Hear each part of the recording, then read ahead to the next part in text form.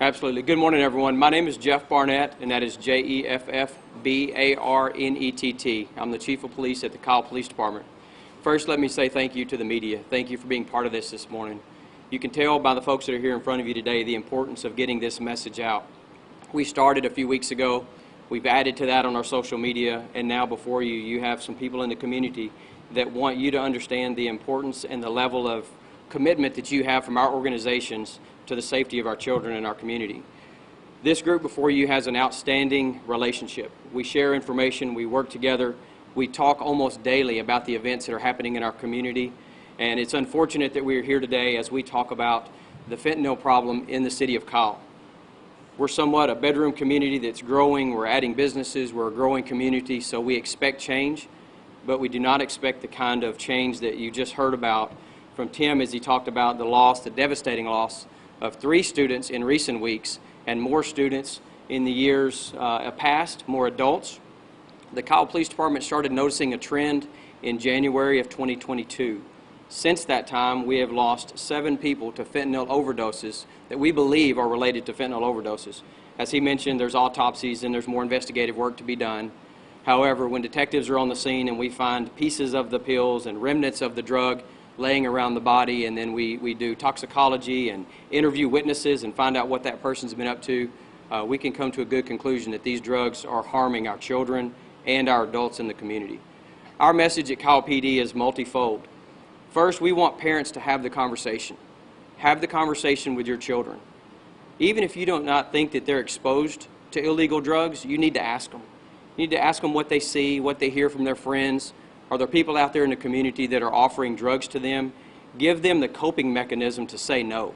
Tell them what to do when they're approached by someone that's trying to sell them something that is not theirs. It could be a prescription-looking pill, as we find in most of these. A lot of these more recent cases have been a really light blue, M30 blue pill. They're supposed to look like Percocet or oxycodone or you name it, a number of other traditionally prescribed medications.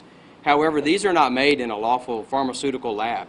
These are made in streets, or on the streets, in garages, in your backyards. They're made by criminals. Their intent is to harm and get our children addicted to drugs. And what we need to do is first have that conversation with our children. The second thing you need to do is you need to get word to the children about all of the options and things that they can do for help. If their best friend is using drugs, what do they need to do? Do they need to tell someone? Absolutely. They need to tell their parents. They need to tell school officials. They need to report it to Crime Stoppers. But do something. Help us find the people that are responsible for these crimes. Our investigators are interviewing everyone possible when we go to an overdose where people survive and, unfortunately, where people pass, because we want to do everything we can to bring those responsible to the proper court. It is a criminal offense to sell illegal drugs. It is a criminal offense to do something that causes the death to another, whether unknowingly or knowingly. You can be held criminally responsible for your actions, and we're coming after you. I appreciate the partnership that we have here, and it's sad to report that we've had 7 fentanyl-related deaths in the city of Kyle this calendar year, and many more that survived. We're talking about children as young as 14 years old. So middle school parents, elementary school parents, begin to have those conversations as well, because it is a reality for those children. So make sure you're aware. I would encourage parents to be actively involved in the lives of your children. Go into their rooms and look and see that they're living the lifestyle that you expect as a parent. Make sure that there's not other things finding their way to their rooms that you're not aware of. Be actively involved in their social media. If you have young children and teens that have telephones, there are apps that are out there that drug dealers like to use to try to communicate the sale of their drugs. We're finding that in our cases. People that have these illegal drugs to offer for sale will use code words, and they will use apps on the telephone to enhance their anonymity. Parents should be involved in the social media use of their children. Go look for things. Be an active parent. Be active in your children's life. Talk to them.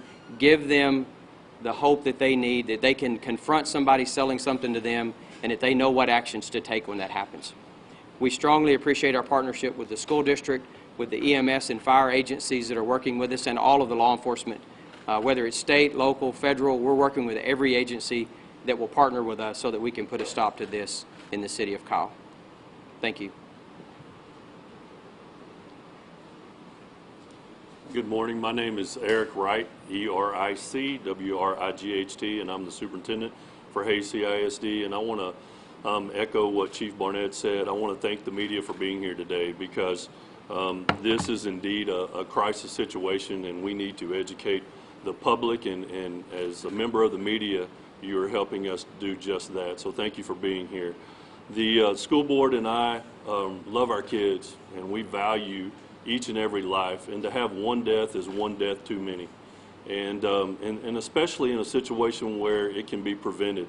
And so, as Chief Barnett mentioned, the goal of this press conference today is just to let our parents, our aunts, uncles, grandparents, brothers, sisters, teachers, everyone know that this is an urgent matter, and that we need to have those conversations like now. As soon as they hear the message that you released today, they need to go and have the conversation that it's not okay to accept and take a pill that hasn't been prescribed by their doctor or that they haven't received from the pharmacy.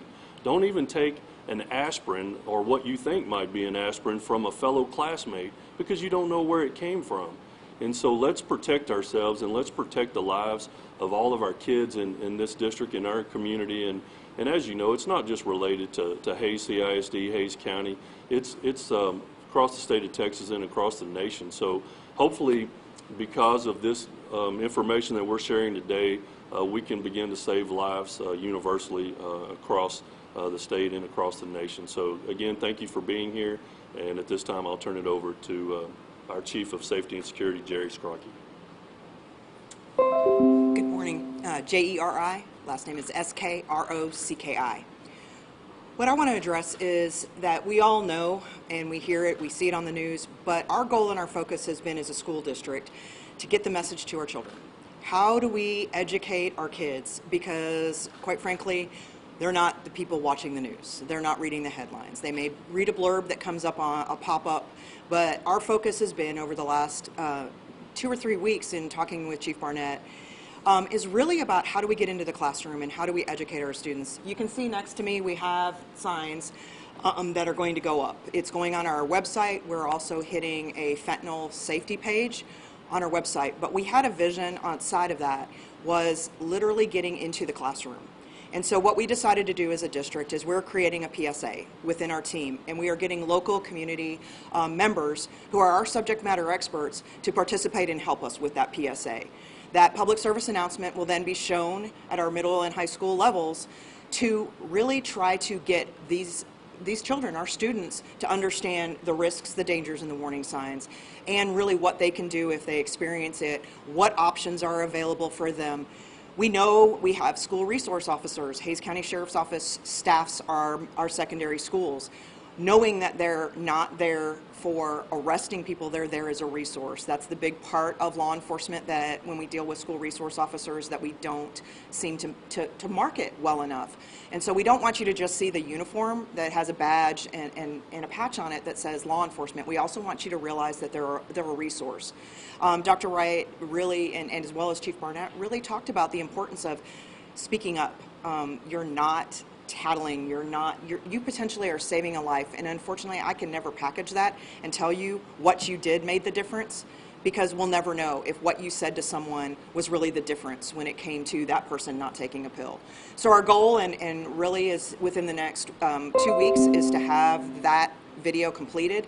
I'm very proud to say that we have had no one wanted to say no within the community. Everybody wanted to participate and be a part of that. So that's our goal in the next week or two, is that we'll be rolling that message out. It will be up on our Facebook page. It will be on our district website. We encourage and we want our parents to watch it and know it as well. And really, we'll echo what both Dr. Wright and Chief Barnett said, is that we have to have that discussion with our kids. We have to be aware. We all have to remain vigilant, know what the signs and symptoms are. At the end of the day, we're a community, and we're responsible for each other. These kids we're raising, and our goal is we want to make sure that we're getting everybody that we possibly can to be aware of the dangers. Counterfeit pills are out there. You can't look at them and tell the difference. Medical professionals can't tell the difference. That's why they're tested. And so the reality is we have to focus on those things. That's part of why the district was so stringent, not only because of an active shooter incident in Uvalde, but it also includes our safety and security protocols to make sure that we're not getting deliveries in the middle of the day and all of those things. Safety and security doesn't just include an active shooter event, right? It's fire, it's weather, and it's drugs and alcohol. And our goal is, quite frankly, to make sure that we address all of those areas that we possibly can. I'm going to turn it over to San Marcos Hays County EMS Chief Swisher, Jim Swisher. He will talk a little bit about the emergent issues that they deal with on their end through EMS. Hi, I'm Jim Swisher, the Assistant Chief of San Marcos Hays County EMS. That's JIMSWISHER. So when EMS gets involved, that's most parents' worst day ever. There's 3 kids out there. It's their parents' and family's worst day ever. No going back, no returning.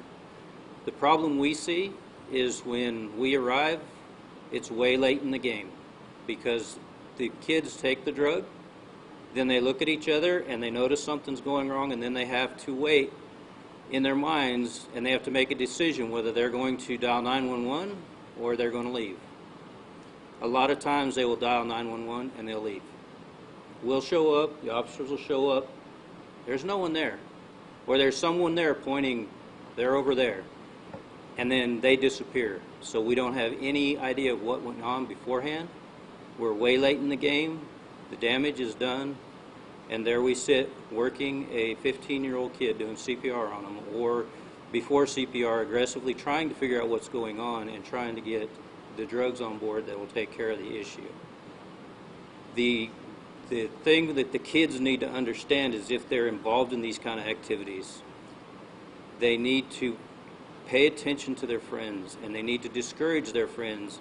Or I talk about the worst day of a parent's life, worst day of a friend's life.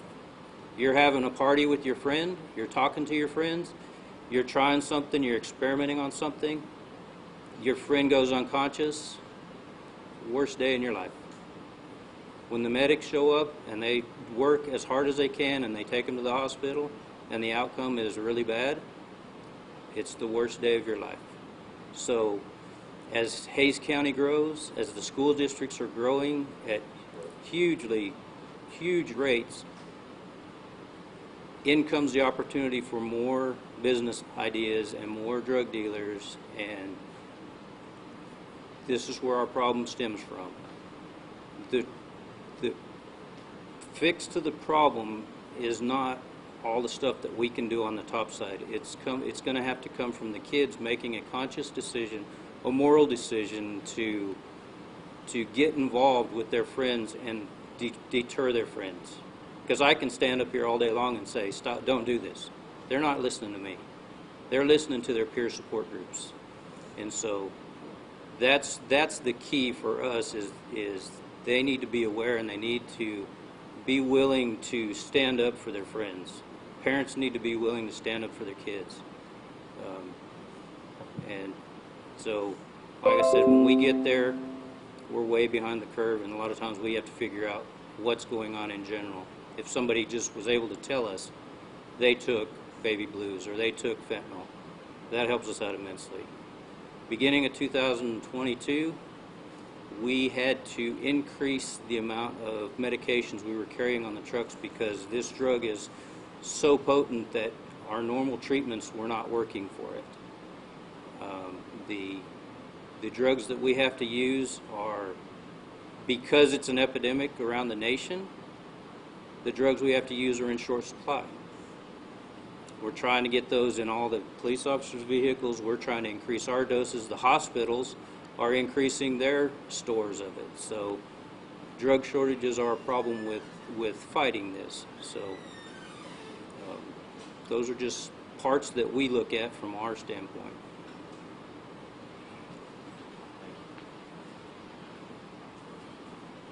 And as I said before, we're going to kind of do a hybrid, so we can take a couple of questions here, or if you want to kind of break and do one-on-ones, I'm good either way. We're here for you to get what you need to help us tell this story. So I'm seeing maybe, yes.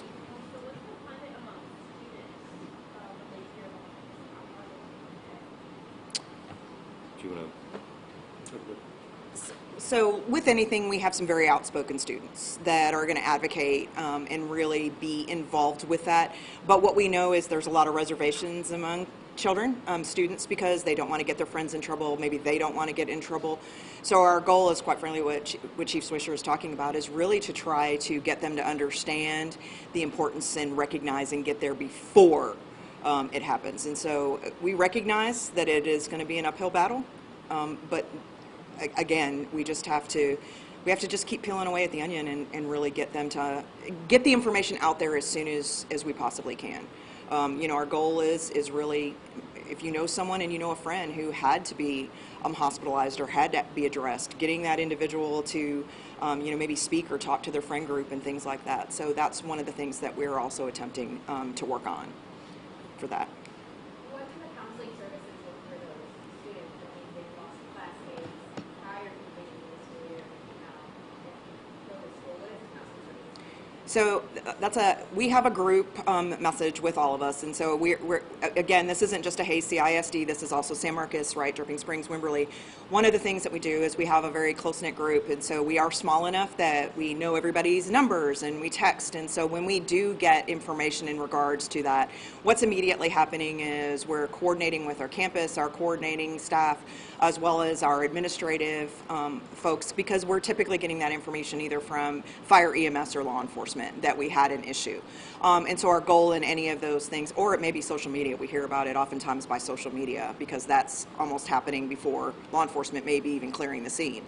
And so that being said, what we do is activate those resources and have them available for those students who seek them out. We try to publicize that and really have that reach out. We really we collaborate with law enforcement typically in a death because, of course, they're oftentimes being handled by the law enforcement piece for the families, and so we don't want to overstep, but a lot of times what may happen is we'll reach out with affected families and things like that so that when they do return to school after an event, they do know that there is someone there that if they need a break or a timeout or really need to talk, that there is a school option for them as well. Are we equipping local law enforcement, EMS, as well as full research officers with Narcan in case something like that happens on campus? Yes, so all of our student clinics are staffed with Narcan, as well as our SRO population that we have on our secondary campuses as well. What we are also, of course, looking at and have collaborated with Hays County is the addition of the mobile patrol units, the 3 officers in regards to that. They will also be equipped with that Narcan population. We're also very lucky. I know traffic is bad in Hays County, but we do have really good response time with EMS. But as we said, I mean, it's not unusual for maybe a child to take something, maybe sit in their patrol car or sit in their car in the parking lot or maybe sit in a bathroom, and it's too late at that point. So we really want to make sure that people understand that if you start having those symptoms and you start feeling not right, seek out help, seek out medical help. I want you to go tell a teacher. We want you to go to the nurse's clinic. Yes, ma'am. So what are the apps that are being most commonly used to distribute these illicit drugs? I'll turn that over to Chief. Yeah, the question is what apps are they using, and actually they're using just about every social media app that you can find, especially those that use anonymity as their selling point. So I don't particularly have a list for you here, but it's any app that people are using to chat, communicate, and they're using code words. They'll send out just a code word that they have something for sale, and it's only up for a short amount of time, and then they're gone. These drug dealers, they know they can advertise this. These pills are cheap. They're inexpensive. They'll meet quickly. And now that we're seeing more of it in college, it's more readily available. So it's basically any social media app where people can communicate. And I'm sorry, I don't have the names, but that's what they're doing. I'll remind you one thing. There is no piece of these pills that they're taking that is safe. We are hearing in the subsequent interviews from survivors that they believe that if they break the pill into smaller pieces, they can take an amount of that pill and it's safe. And then when they get maybe not the reaction they wanted, a high or some kind of reaction, they decide to take the second piece and the third piece, or maybe the other half of the pill. And that doesn't contain the same amount of fentanyl as the first piece or the first half. So our message is there's no piece of these illegal drugs that are safe for these children. So please help us get that message out as well.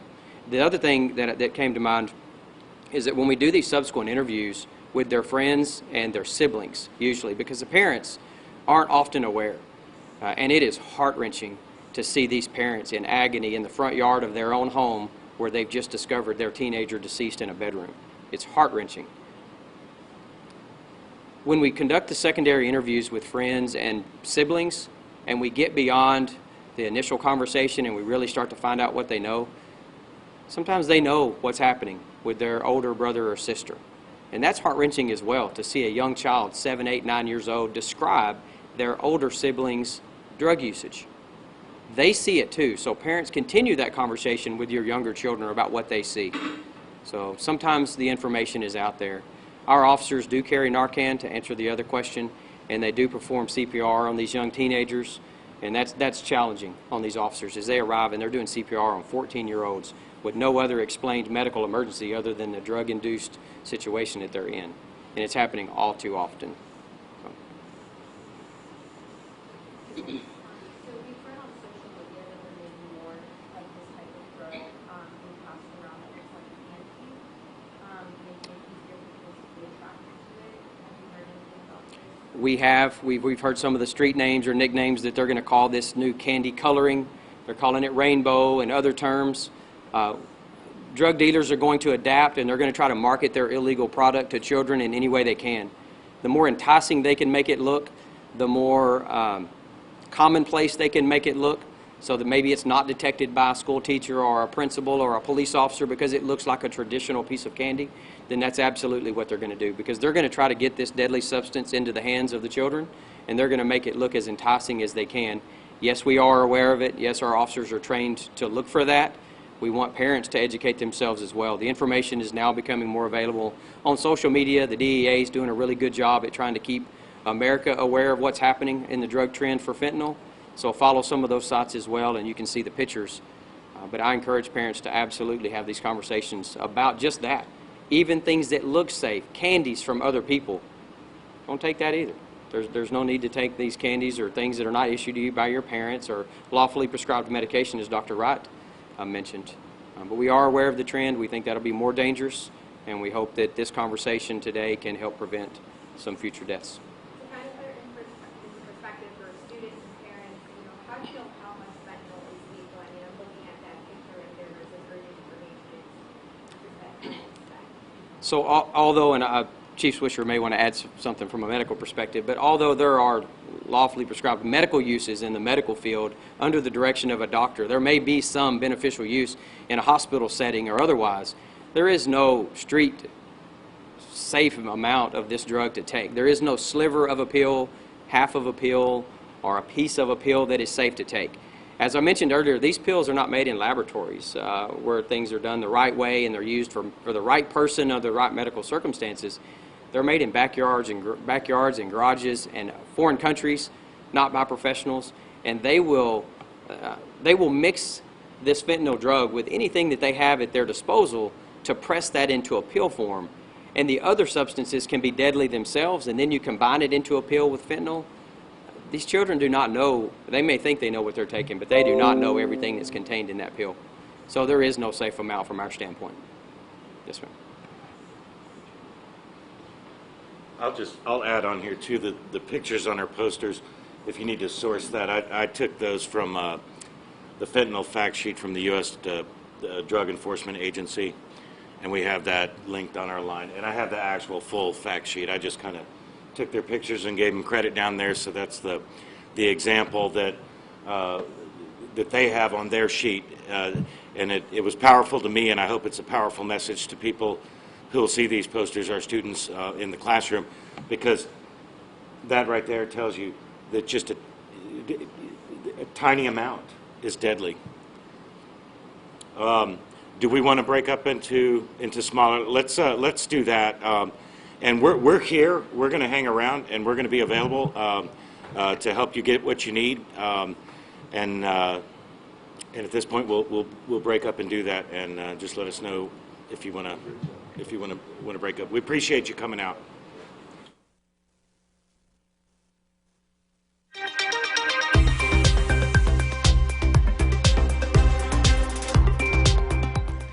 Thanks for being with us here on KXAN Live. I'm Will Dupree, coming to you from the KXAN Live studio.